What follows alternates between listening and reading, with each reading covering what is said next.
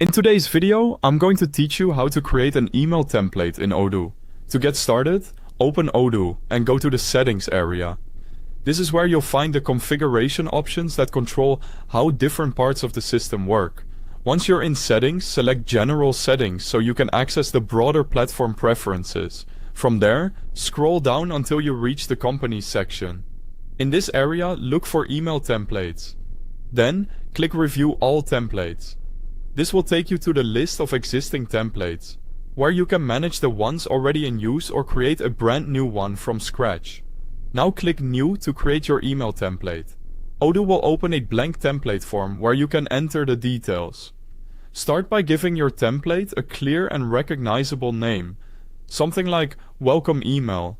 It's a good idea to choose a name that makes the purpose of the template obvious, especially if you plan to create several templates later. Next, go to the Applies to field. Here, you'll choose the model where this template will be used.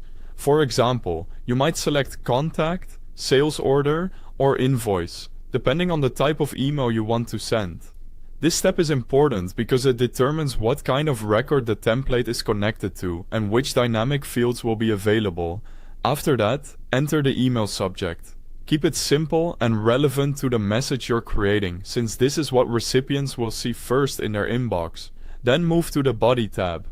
This is where you write the actual message of the email. You can type your content and format it as needed so it looks professional and easy to read. If you want to personalize the email, Odoo lets you insert dynamic information directly into the message. To do that, type /field in the body, then choose the field you want to include. This is useful for automatically pulling in details related to the selected model. Once the body is ready, open the Settings tab.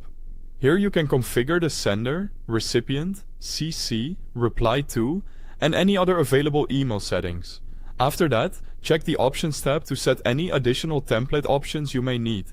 Before finishing, click Preview to see how the email will look.